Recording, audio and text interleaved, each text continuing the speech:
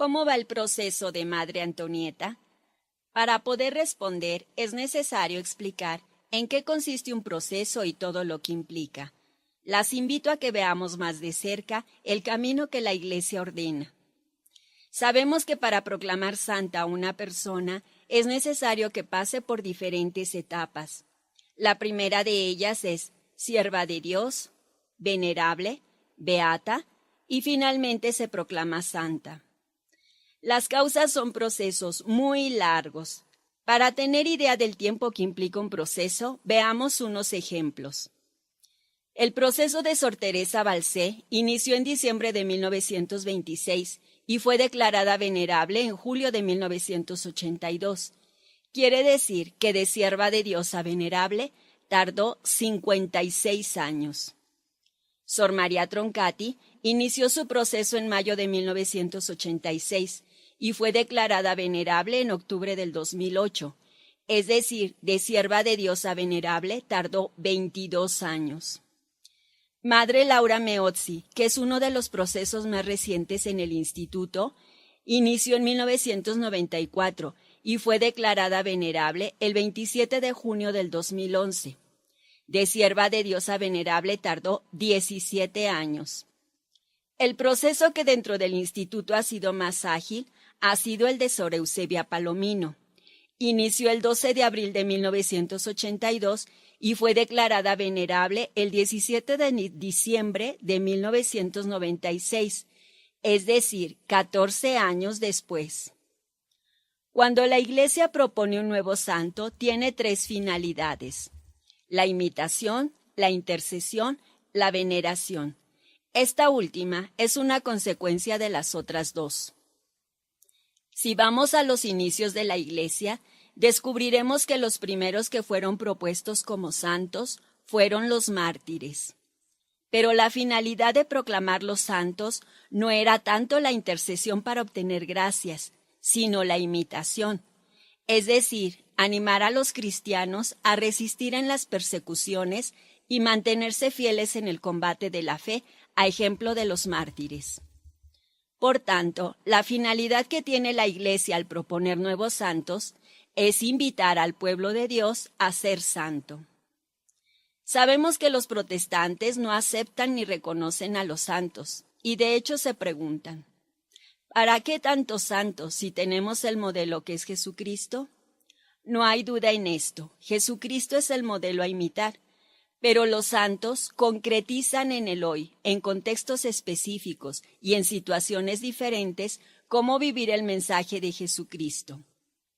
¿Por qué la Iglesia sigue proponiendo tantos santos? Porque las situaciones históricas van cambiando y los santos modernos nos van diciendo cómo se vive el mensaje de Jesucristo en el hoy. Por ejemplo, para decirles a los jóvenes universitarios cómo se puede ser santo hoy, tenemos el modelo de Pier Giorgio Frassati. Para decirle a los científicos y concretamente a los médicos cómo se puede vivir el mensaje de Jesucristo hoy, tenemos el modelo de San Giuseppe Moscati. Cuando daba catequesis, una vez les preguntaba a los niños en qué querían imitar a Jesús. Y comenzaron a decir, en que ayudaba a la gente, en que quería a todos, y una niña dijo, yo lo quiero imitar en hacer milagros. Ciertamente que los santos no se propusieron imitar a Jesús en hacer milagros. Lo que se propusieron fue imitarlo en la caridad, en el amor. Los santos siguieron a Cristo viviendo el amor cada día. Por esto, la Iglesia considera que los milagros en vida no son necesariamente una prueba de santidad de una persona, ya que hay personas que hacen curaciones y no son santas. Dios simplemente se sirve de ellas para sanar a la gente. Los milagros en vida son considerados fenómenos místicos, no prueba de santidad. Lo que es prueba de santidad es la vida de virtud. Cuando se propone a alguien como ejemplo a imitar, es porque se tiene la certeza de que está en el cielo, de que ha alcanzado la meta siguiendo a Cristo de cerca e imitándolo en su estilo de vida. La segunda finalidad que tiene la Iglesia al proponer a un santo es la intercesión. La fama de santidad generalmente va acompañada de los signos, es decir, de milagros, y por ello la gente pide la intercesión del santo. La razón es esta: porque está en el cielo, entonces puede interceder por nosotros si recurrimos a él. La tercera finalidad de proponer un nuevo santo es la veneración. Esta finalidad es consecuencia de las otras dos.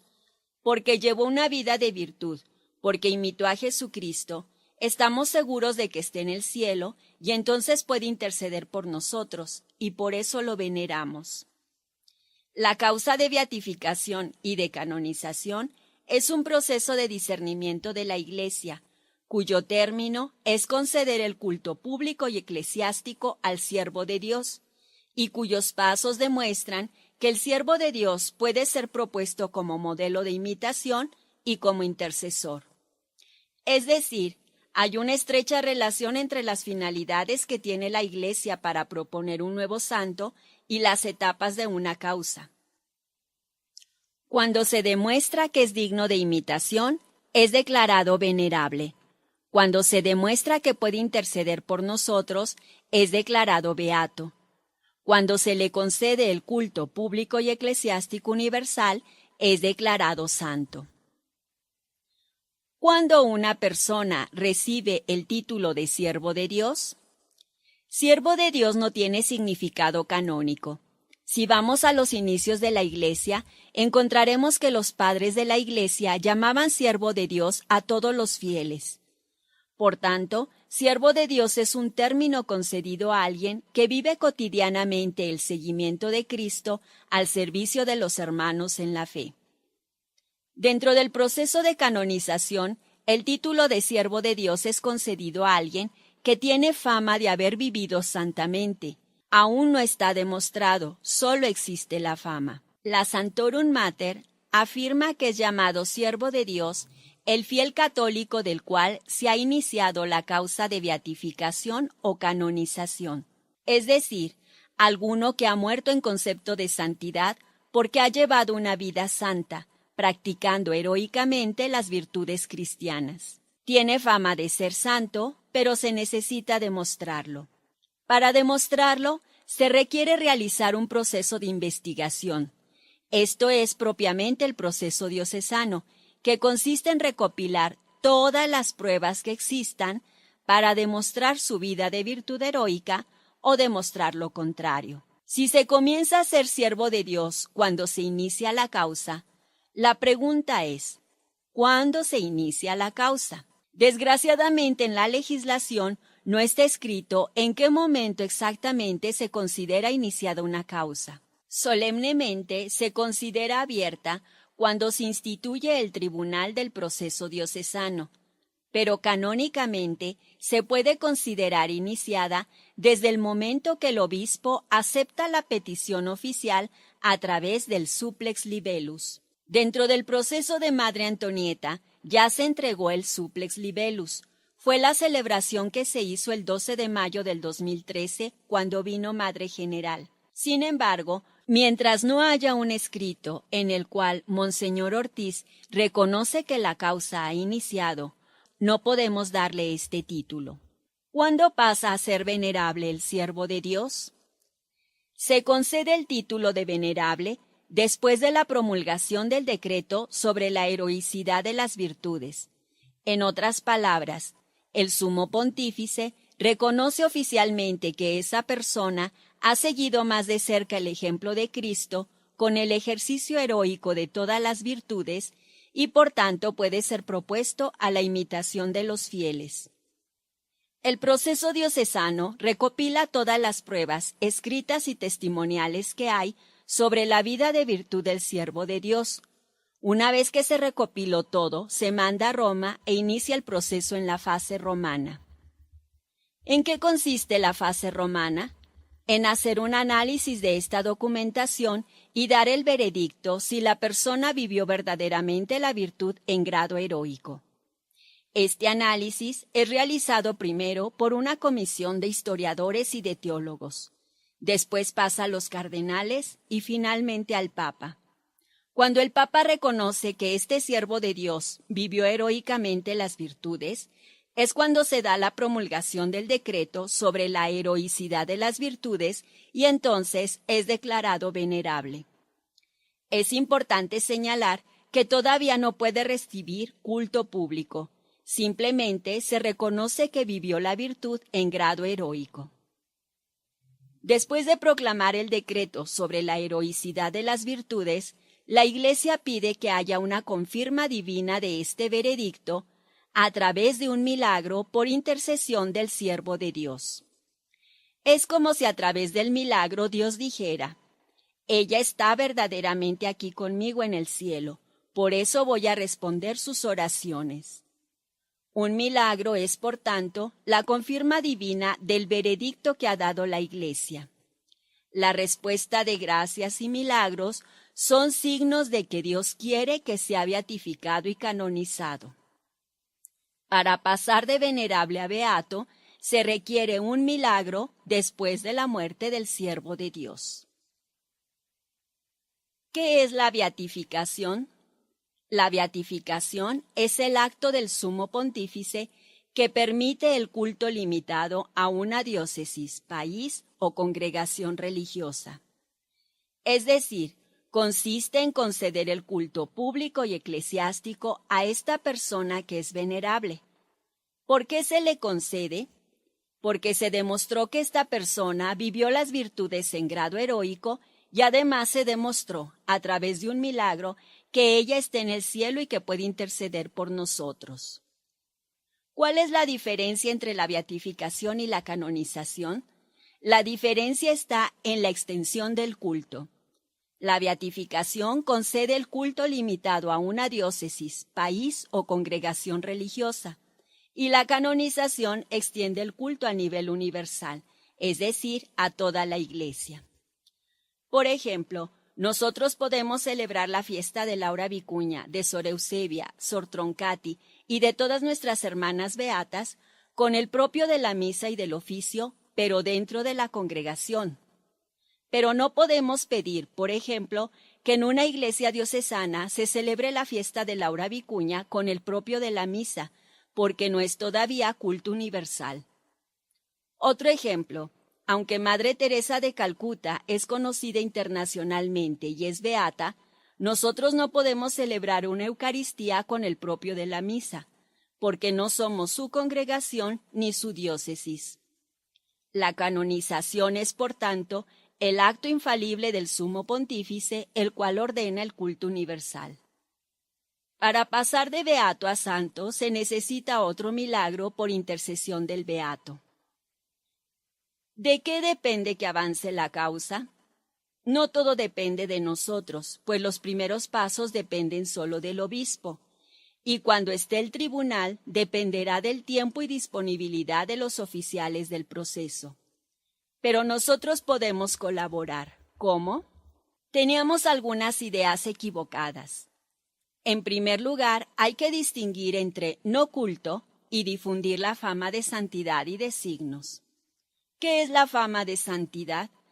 La fama de santidad es la opinión extendida entre los fieles acerca de la pureza e integridad de vida del siervo de Dios y acerca de que éste practicó las virtudes en grado heroico. En otras palabras, es la opinión de muchas personas de que ese siervo de Dios vivió santamente, es decir, vivió las virtudes en grado heroico. ¿Qué entendemos por virtud en grado heroico? La primera característica de la virtud en grado heroico es que es estable. Es decir, no la practicó únicamente durante la Cuaresma o después de los ejercicios espirituales, sino que fue constante. La practicó siempre, en cualquier momento. Si de vez en cuando desaparecía, entonces no hay virtud heroica. En el proceso se pide que haya vivido virtud en grado heroico al menos los últimos 10 años de su vida. Esta virtud en grado heroico no se le pide desde que era niña, ni desde que profesó, sino al menos los 10 últimos años de su vida. Además, tiene que ser una virtud espontánea, es decir, no tiene que ser pensada. Es una actitud automática, Es como natural en la persona vivir la virtud. Es como un hábito que haces tan tuyo que viene espontáneo, que es parte de ti. Los actos de virtud deben surgir fácilmente, es decir, sin que se dé cuenta. El santo vive la virtud en toda circunstancia y en toda situación. No importa la hora, no importa si está cansada, si tiene mucho trabajo o si se siente mal. Además, lo hace con gusto, con una alegría santa.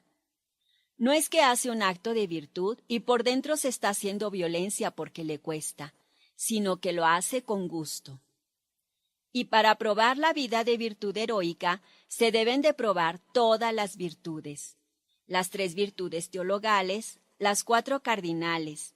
En el caso de que sea religioso o religiosa, los 3 votos. Y una virtud que debe ser probada de modo especial en todos los santos es la humildad. Todas las virtudes vienen, podríamos decir, entrelazadas. No es posible probar en un santo la caridad y que le falte la humildad. Si hay virtud heroica, entonces deben estar presentes todas las virtudes. La fama de signos es la opinión difundida entre los fieles acerca de las gracias y favores recibidos a través de la intercesión del siervo de Dios.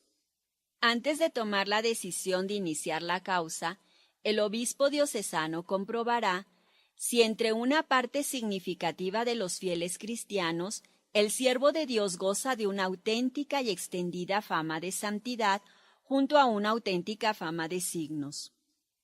¿Cuáles son las características de la auténtica fama de santidad?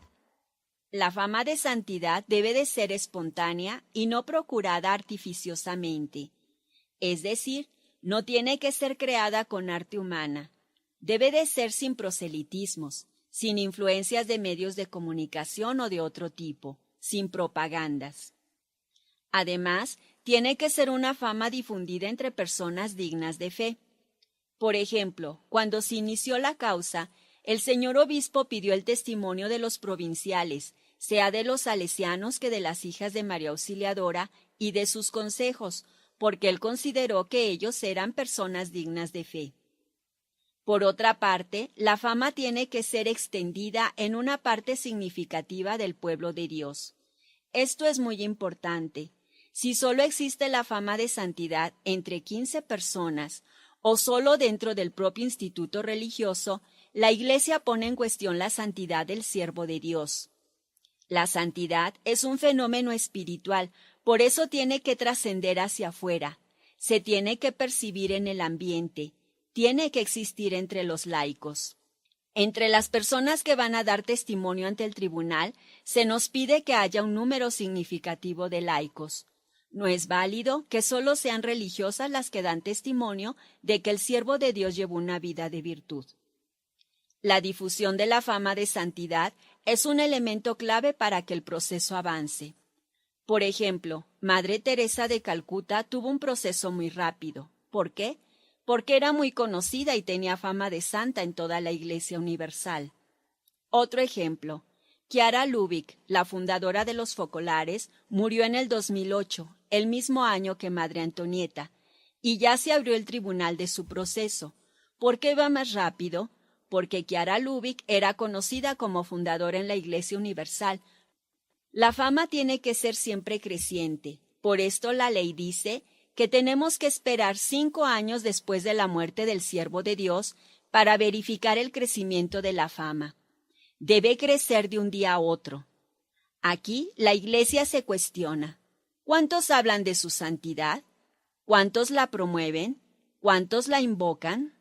Si en un momento determinado falta la fama, entonces se cuestionan por qué. Y es aquí donde nuestra intervención es muy importante, pues de nosotros depende que la fama de santidad de Madre Antonieta se extienda. La fama debe ser en vida, en la muerte y después de la muerte, siempre creciente. Si debemos difundir su fama de santidad, ¿qué es entonces lo que está prohibido? Lo que está prohibido es el culto de carácter público y eclesiástico. Público quiere decir con la participación de muchos fieles. Eclesiástico quiere decir en una iglesia u otro lugar donde los fieles se reúnen para el culto bajo la presidencia de un obispo, sacerdote o diácono. El acto de culto público por excelencia es la celebración de la Eucaristía y de la liturgia de las horas. Por lo tanto, el culto prohibido es mencionar al siervo de Dios en la anáfora de la Eucaristía. Esto no puede realizarse sin el consenso de la Congregación para la Disciplina de los Sacramentos y el Culto Divino. ¿Qué otras formas de culto están prohibidas? Está prohibido exponer sus restos mortales bajo un altar. Enterrar a alguien bajo un altar es signo de culto, porque sobre el altar se celebra la Eucaristía. Está prohibido dedicar una iglesia o capilla a un siervo de Dios. Nosotros podemos nombrar una escuela o una comunidad religiosa con el nombre de Madre Antonieta, pero no una iglesia o capilla. Está prohibido dar a sus reliquias aquella devoción reservada a los santos. Está prohibido representarla con aureola, corona, rayos de sol u otro efecto que dé la impresión de que está en el cielo, porque la Iglesia no ha dado todavía su veredicto. Está prohibido colocar en una iglesia la imagen del siervo de Dios. Nosotros podemos colocar el cuadro de Madre Antonieta en cualquier parte de la casa, pero no podemos colocarlo en la capilla junto a Madre Mazzarello y junto a Don Bosco porque sería signo de culto. No se pueden realizar fiestas o procesiones en su honor. Lo importante es no considerar a Madre Antonieta ya una santa, no dar la impresión de que el juicio ha sido ya dado por la Iglesia. ¿Qué está permitido entonces? Está permitida la veneración privada. Podemos divulgar el conocimiento de Madre Antonieta, su mensaje y su persona a través de su biografía, la cual podemos distribuir con todas las personas que queramos. También se pueden hacer conferencias, opúsculos, imágenes, cuidando el detalle que dijimos de no poner efectos que se interpreten como aureolas. Se pueden hacer convenios, hacer un museo, usar el Internet, intitular una escuela. También podemos poner un libro de intenciones en Villespen para que las personas que recurren a pedir su intercesión escriban ahí sus testimonios. Esto sería una prueba de fama de signos. Ahora diremos una palabra sobre cómo pedir su intercesión. Cuando queremos pedir una gracia a través de la intercesión de Madre Antonieta, no tenemos que perder de vista que la oración es dirigida al Padre, porque el milagro no lo va a realizar la Madre, el milagro lo va a realizar Dios.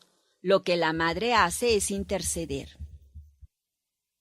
En segundo lugar, tiene que ser una invocación explícita, o sea, tenemos que decir explícitamente, Madre Antonieta, intercede ante el Señor por mí, y debe ser en un modo especial, por ejemplo, hacer un triduo, una novena o aplicar una reliquia. Un tercer elemento importantísimo es que tiene que ser una invocación unívoca, es decir, pedir la intercesión solo de Madre Antonieta y de nadie más. Cuando hay una pena muy grande o un problema muy grave o una enfermedad incurable, las personas tienden a invocar a todos los santos. Así, si no me escucha uno, me lo concede el otro. Para que una gracia sea considerada milagro por intercesión de Madre Antonieta, tiene que ser una intercesión unívoca, es decir, solo de ella. Por ejemplo, me enviaron el testimonio de una hija de María Auxiliadora de Siria. A su hermana le habían hecho varios estudios y le habían diagnosticado cáncer en fase terminal. La comunidad religiosa pidió la gracia de su curación por intercesión de Madre Antonieta, pero su familia pidió la intercesión de San Charbel. Su hermana se curó milagrosamente, desapareció el cáncer. Nosotros no podemos presentar este milagro ante la congregación de las causas porque no se sabría a quién atribuir el milagro, a Madre Antonieta o a San Charbel. La oración debe de ser antecedente, es decir, antes de que suceda el milagro o al menos simultáneamente. Por ejemplo, el caso de alguien que cae de un quinto piso y en el momento de ir cayendo invoca la intercesión del beato del siervo de Dios y no le pasa absolutamente nada. Otro ejemplo es un accidente de automóvil. que se logra pedir la intercesión de algún beato en cuestión de segundos y milagrosamente no les pasa nada. Y la última característica es que sea preferentemente coral. Dentro de la legislación para los procesos existe un principio que dice unus testis, nullus testis, es decir, un único testigo es un testigo nulo. Si solo rezó una persona, se pone en juicio la veracidad de la intercesión. Este principio puede ser derogable, depende del caso y depende de las pruebas. Ahora una palabra sobre los milagros. Para que una curación sea considerada milagro, requiere ciertas condiciones. La primera es que sea científicamente inexplicable, es decir, que no hubo ningún tratamiento médico ni intervención quirúrgica. En el caso de que hubiera tratamiento médico o intervención quirúrgica, la curación se atribuiría a los efectos de la medicina y de la ciencia. Tiene que haber antes un diagnóstico médico que diga que no hay nada que hacer, que la persona está desahuciada o que es una enfermedad incurable. Después del milagro, los médicos tienen que reconocer que no hay explicación científica en la curación. La curación tiene que ser instantánea, es decir, que desaparece de repente, que la persona se recupera de un momento a otro. Pueden pasar algunas semanas para que la persona se recupere totalmente, pero el tiempo debe de ser extremadamente breve respecto al que se verifica habitualmente en la historia natural de esa enfermedad. Otra característica es que tiene que ser completa, perfecta, no parcial o defectuosa.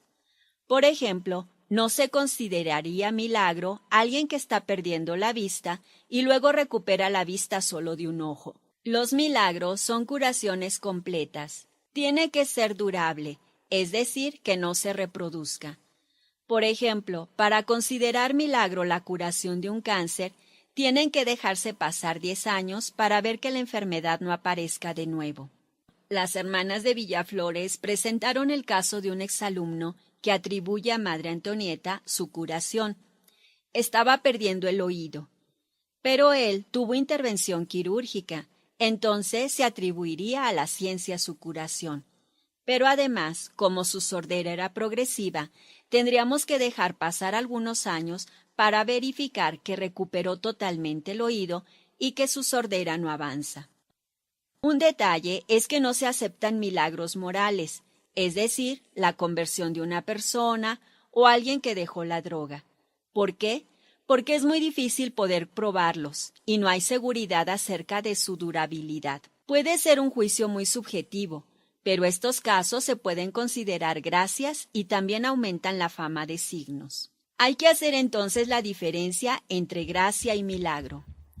Gracia son todas las bendiciones que nosotros podemos atribuir a la intercesión de Madre Antonieta. Desde tenía que salir y no llovió, se me quitó el dolor de cabeza, no nos hicieron la auditoría, no vino el supervisor, etc. Milagros se consideran aquellos que la Iglesia reconoce después de un juicio muy severo y que se somete a las características que mencionamos: científicamente inexplicable, instantánea, completa y duradera. Las gracias son importantes para la fama de santidad y para la fama de signos. Por eso es muy importante que cualquier gracia que escuchen por intercesión de Madre Antonieta, la escriban y la hagan firmar por las personas que obtuvieron la gracia. ¿Qué nos toca hacer a nosotras concretamente? La tarea que tenemos es difundir su figura, darla a conocer, pero recordemos que tenemos que proponerla como modelo a imitar. No se trata de hacer proselitismos, sino dar a conocer sus virtudes e invitar a la gente a imitarla y pedir su intercesión. También debemos invocar su intercesión con las condiciones explicadas. Esto es muy importante.